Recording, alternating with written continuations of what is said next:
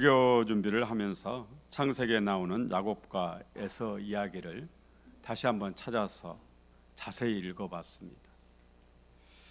성경에 에서가 하나님과 관련된 구절이 있을까요? 아무리 찾아도 에서가 하나님께 기도했다라는 기록도 없고, 에서가 하나님의 이름을 부른 적도 없고, 에서가 하나님을 찾았다라는 얘기도 없더라고요.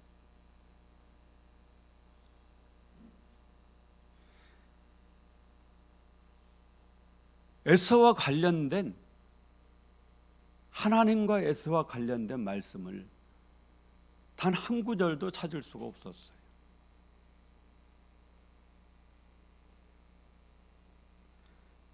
에서는 단 한 번도 하나님을 불러본 적이 없습니다. 아버지를 아버지라 부르지 못하고 형을 형이라고 부르지 못한 사람이 있죠. 홍길동. 조선시대의 서자는 자기를 낳아준 아버지지만 아버지라고 부르지 못합니다. 대감마님 이렇게 불러야 하죠. 이 서자가 홍길동이 유산을 상속받습니까? 못 받습니까? 서자에게는 유산이 상속되질 않습니다. 첩의 자식에게는 유산을 주질 않았습니다. 그런데 혹시 우리 중에 하나님을 아버지라고 못 부르는 사람은 없습니까? 가룟 유다처럼 예수님을 주여라고 못 부르는 그런 사람은 없느냐라는 거예요. 다른 제자들은 다 예수님을 주님이라고 그렇게 부르는데 가룟 유다는 주님이라고 못 부르는 거예요. 끝까지 마지막까지 랍비라고 선생님이라고 그렇게 부르고 갔어요.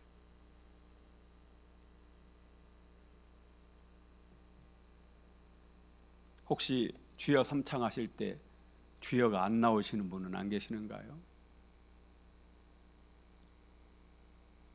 교회에서 부끄러워서 못 하시겠다면 이번 주 중에 한번 여기 우남산이라도 올라가셔가지고 아무도 없는 데서 한번 불러보세요. 그래도 안 나온다면 심각하게 생각을 해봐야죠. 그러잖아요. 제가 몇 번 말씀드렸죠? 우리 권사님 한 분이 말기암 걸리셔가지고 하늘산 기도원으로 가셨어요.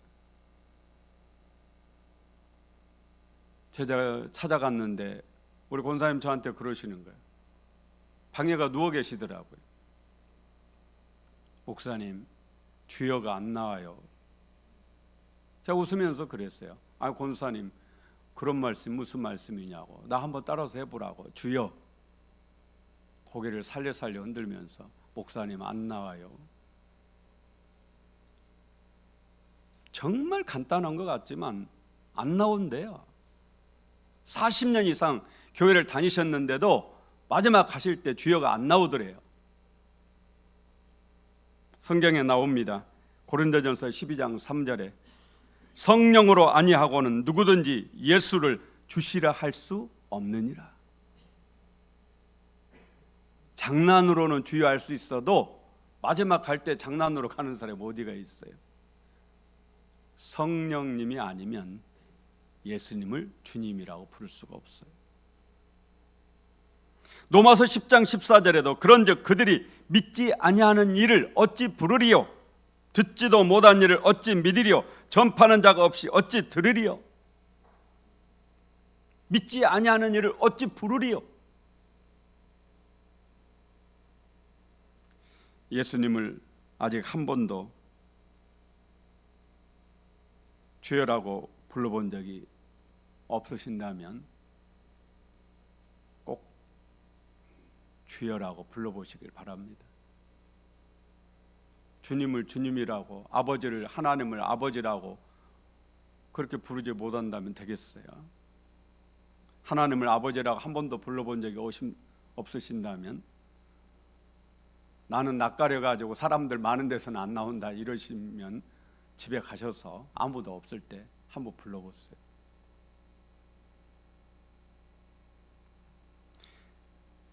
에서는 단 한 번도 하나님을 부른 적이 없어요. 하지만 야곱은 매사에 하나님이에요.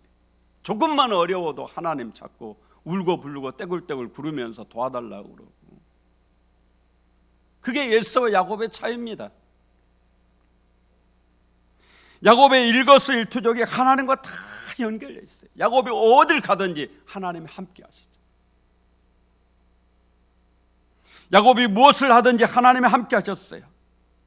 여러분도 아시다시피 야곱은 기도의 사람입니다. 특히 야곱의 야복강가의 기도는 유명하죠. 야곱은 이 기도에서 승리함으로 이스라엘이라는 이름을 얻습니다. 야곱이라는 이름은 사기꾼이라는 뜻이거든요. 이스라엘은 승리자라는 뜻입니다. 이긴 자, 승리자, 그런 뜻을 가지고 있어요. 하나님과 및 사람과 겨루어 이겼다. 그래서 이스라엘이에요. 야곱은 기도로 하나님을 이겼습니다. 우리도 하나님을 이기는 것은 딱 하나밖에 없어요.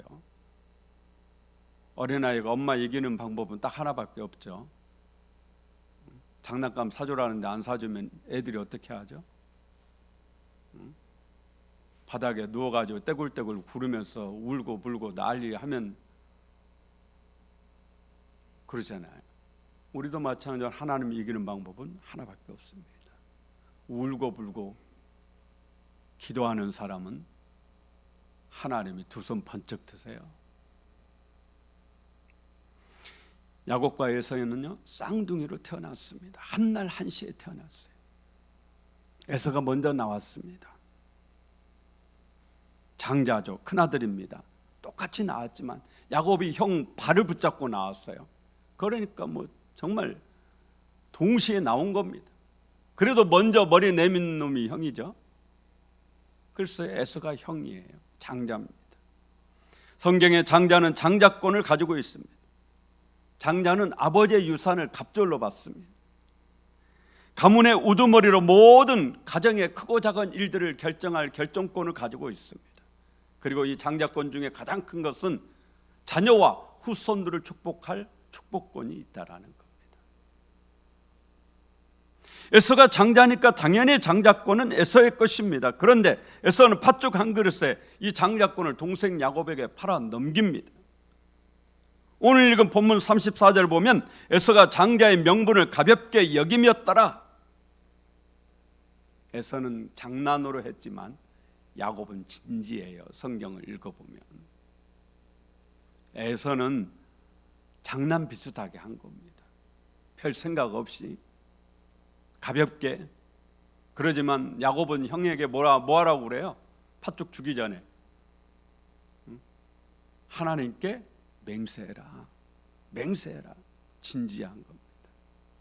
그냥 한 거 아니에요. 장자권이라는 것이 눈에 보이는 것 아닙니다. 하나님께서 먼저 태어난 그 아들에게 주는, 큰 아들에게 주는 권리, 그게 장자권이에요. 에서는 하나님께 관심이 없으니까 하나님께로부터 온 장자권도 별 관심이 없었던 겁니다. 그래서 팥죽 한 그릇과 가볍게 그냥 바꿨어요. 그런데 야곱은 다릅니다. 하나님께 관심이 많은 사람이에요. 하나님께 복을 받기를 원하는 사람이고 복을 사모하는 사람이에요. 그렇기 때문에 형 에서가 가지고 있는 그 장자권이 너무너무 탐이 난 겁니다. 장자권을 팔았어도 달라진 것은 아무것도 없었어요. 그러잖아요. 눈에 보이는 것은 아무 차이가 없습니다. 무슨 계약서를 쓴 것도 아니니까요. 그런데 눈에 보이지 않는 변화가 있었다라는 얘기입니다. 그게 뭐냐? 하나님이 달라지셨어요. 지금까지 하나님의 마음이 에서에게 장자권이 있었는데 이 사건 이후부터는 야곱에게 장자권이 하나님이 야곱에게 장자권을 넘겨간 것이죠. 저는 이후로도 에서가 얼마든지 동생 야곱에게 장자권을 물을 기회가 있었다고 봅니다. 하나님께 회개함으로 장자권을 다시 찾아올 수 있었을 겁니다. 팥죽 한 그릇이 안 되면 사슴 10마리를 주고라도 찾아왔어야죠. 그러잖아요. 실제로 세월이 흘러 아버지의 임종을 앞두고 장자인 에서가 아버지께 축복 기도를 받아야 되는데 야곱이 이때도 속이고 가로챕니다. 진짜 장자의 축복을 야곱이 대신 받게 되잖아요. 나중에 에서가 모든 것이 다 상황이 종료된 이후에 그냥 엉엉 울면서 아버지 야곱에게 이렇게 말을 해요. 에서가 이르되 그의 이름을 야곱이라 함이 합당하지 아니이까. 그가 나를 속임이 이것이 두 번째니이다. 전에는 나의 장자의 명분을 빼앗고 이제는 내 복을 빼앗았나이다. 그러니까 이 말씀을 통해서 보면은 에서는 팥죽 한 그릇에 장자권을 판 이후에 한 번쯤은 그 문제에 있어서 자기가 생각을 했었다라는 거죠. 전에는 팥죽 한 그릇에 내 장자의 명분을 빼앗더니 이번에는 내 복을 가로챘다고 그렇게 말하잖아요. 그런데도 에서는 물으려고 하지 않은 겁니다. 회개할 기회가 있었는데, 회개할 시간이 충분했는데 회개하지 않은 겁니다. 결국 모든 것이 끝나고 나서야 엉엉 울면서 후회하고 원망하고 분해합니다. 야곱과 에서 이야기를 읽으면서 세 가지가 궁금했어요. 첫 번째는 야곱과 에서가 팥죽 한 그릇에 장자권을 넘길 때 왜 하나님이 지켜만 보고 계셨을까? 두 번째는 왜 어머니 리브가는 작은 아들 편에 들어서 남편 이삭을 속이고 작은 아들이 장자의 복을 받도록, 큰 아들이 받아야 될 그 복을 받도록 그렇게 협조자가 되었을까? 세 번째는 자신을 속이고 큰 아들이 받아야 될 복을 가로챈 그 둘째 아들 야곱을 왜 아버지 이삭은 한 번도 나무라지 않았을까? 나무라지 않잖아요. 어머니 리브가도 이해가 안 되잖아요. 왜 그랬을까? 그것은 다 한 가지 이유 때문이에요. 에서가 불신앙의 삶을 살았기 때문입니다. 어머니 리브가가 큰아들 에서를 버리고 작은아들 야곱과 손을 잡는 결정적 사건이 창세기 26장 34절 35절에 나옵니다. 에서가 40세 해쪽 속 부엘의 딸 유딕과 해쪽 속 엘론의 딸 바스맛을 아내로 맞이하였더니 그들이 이삭과 리브가의 마음에 근심이 되었더라. 에서가 불신 여성, 믿지 않는 아가씨와 결혼하겠다고 하니까 어머니 리브가가 반대했겠죠. 믿는 집안이니까. 그런데도 밀고 나가서 결혼을 한 겁니다. 그리고 안 믿는 이 며느리들이 와가지고 계속 신앙의 상처를 주는 거죠. 이게 결과적으로는 어머니 리브가의 마음을 돌아서게 만드는,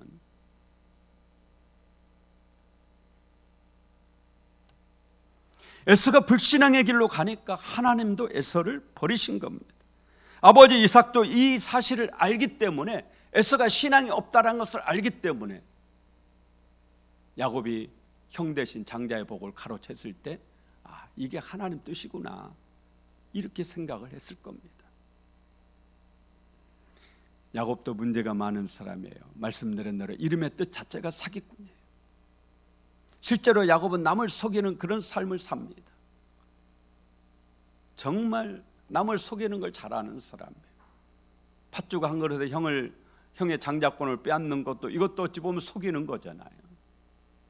아버지를 속이고 형의 축복을 가로채는 것도 속이는 거예요. 외삼촌과의 관계에 있어서도 역시 계속 속이는 삶을 그렇게 삽니다. 그런데도 하나님은 야곱을 선택하셨어요. 여러분, 천국은 착한 사람 뽑는 것이 아닙니다. 천국은 하나님의 아들, 딸을 뽑는 것이, 선택해서 하나님의 아들과 딸에게 천국을 유산으로 주는 것이지, 아무리 옆집 아들 착해도 여러분 유산 안 주잖아요. 못돼 먹은 우리 아들 그래도 그 아들한테 물려주지, 옆집 아들 잘생기고 착하고 나에게 잘한다고 해서 유산 주는 사람, 그런 분이 있습니까? 없잖아요.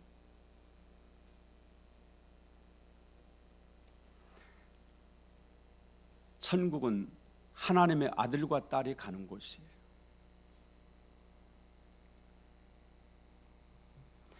하나님은 하나님을 향하고 하나님을 바라보고 하나님만을 찾고 하나님께 복을 받기를 원하고 늘 하나님께 가까이 하기를 원하는 야곱을 선택한 겁니다. 에서도 문제가 있고 야곱도 문제가 있고, 사람은 누구나 다 문제가 있어요. 흠없는 사람 어디가 있고 문제없는 사람 어디가 있어요. 하나님은 오늘 또 하나님을 찾는 사람을 만나주시는 줄로 믿습니다. 야곱이 하나님을 찾는 사람, 하나님을 바라보는 사람이에요. 하나님은 하나님께 관심이 없는 에서를 버리시고 야곱에게 은혜를 베풀어 주신 겁니다. 에서도 부족한 사람이고 야곱도 부족해요. 하나님은 부족하지만 야곱을 선택하셨어요. 그리고 이후로 야곱은 엄청난 고통의 시간, 고난의 세월을 살게 돼요. 하나님은 야곱을 하나님의 사람으로 선택한 후에 야곱을 연단을 통해서 사람을 만들어 가시죠. 오늘 우리도 마찬가지예요. 하나님이 여러분을 선택하신 후에 여러분을 연단하셔서 정금 같은 믿음으로 만들어 가신다고 성경 그렇게 말씀합니다. 그래서 예수 믿는데도 우리에게 고난이 있는 겁니다.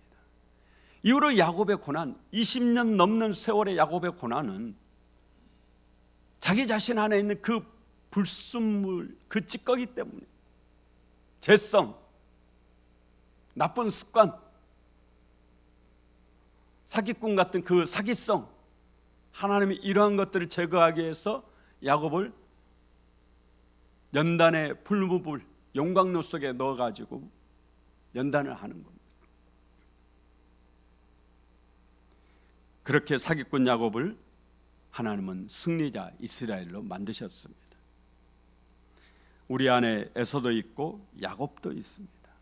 로마서 7장 21절에 그러므로 내가 한 법을 깨달았노니 곧 선을 행하기 원하는 나에게 악이 함께 있는 것이로다. 선과 악이 여러분 안에 함께 존재한다고 성경 그렇게 말씀합니다. 어느 쪽과 손을 잡느냐에 따라서 내가 악한 사람이 되기도 하고 내가 선한 사람이 되기도 해요. 내 안에 야곱과 에서가 함께 있습니다. 어느 쪽과 손을 잡느냐에 따라서 내가 야곱이 되기도 하고 내가 에서의 길을 가기도 하는 것입니다. 오늘도 마찬가지 아니겠어요? 여러분이 야곱과 손을 잡았기 때문에 이 성전에 계시는 거 아니겠습니까? 여러분 어느 쪽을 선택하실 것입니까?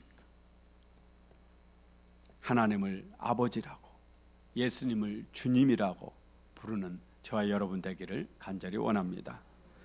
하나님 아버지, 에서의 불신앙의 길을 버리고 야곱의 믿음의 길 걸어가게 하여 주옵소서. 예수님을 주님이라 부르고 하나님을 아버지라 부르는 하나님 자녀로 살게 하여 주옵소서. 그래서 천국을 유산으로 상속받는 여기 모든 성도들 되게 하여 주시옵소서. 예수님 이름으로 기도합니다. 아멘.